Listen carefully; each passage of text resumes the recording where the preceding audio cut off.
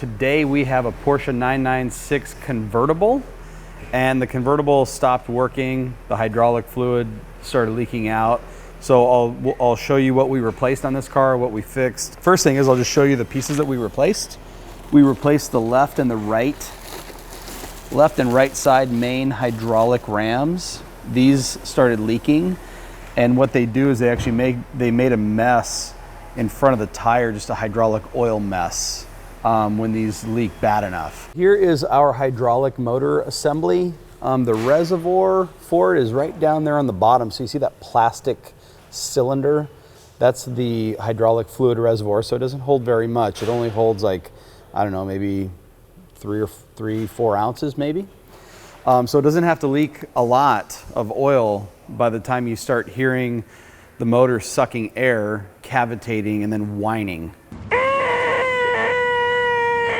So this has a front electric bow latch in the front that comes down, and there's a little hook that comes down.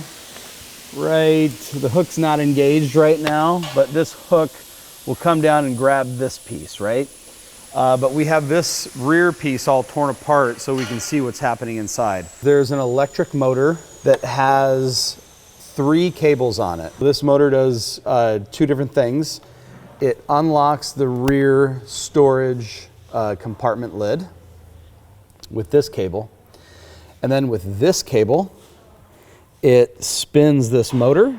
This rear component comes back, unlocks, and then moves electrically. Then when those micro switches are engaged, then the hydraulic pump turns on.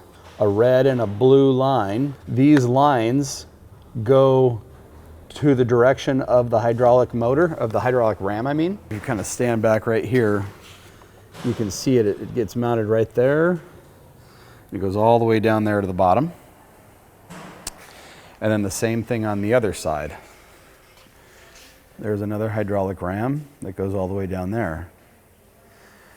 And that's what actually operates the top and then brings the top, it stores the top or unstores the top. This hydraulic, so this is like the hydroelectric portion of the convertible top. When the motor does fail, it has to be updated to a 997 part. This still has a 996 part number on it. But the motor is just fine in this one. New rams, and then this car is back on its way. Now everything works as it was designed.